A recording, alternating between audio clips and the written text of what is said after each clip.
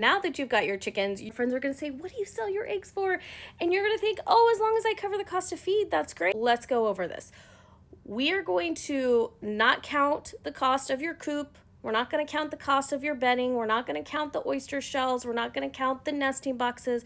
We're not going to count the 4 months that it took, 4 to 6 if we're being honest, that it took that bird to lay eggs. We're not going to count the cost of buying the chicken in the first place.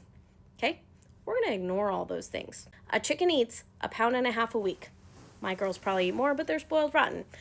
1.5 pounds a week. The chicken feed, the custom blend that we sell in our store, is 20% protein. It breaks down to $1 a week to feed the chicken. The chicken will lay typically 3 to 4 eggs a week. No, it's not an egg a day. If you have one of those chickens, congratulations. So that means it's going to take your chicken that eats $1 of food a week, 3 weeks to lay a dozen eggs.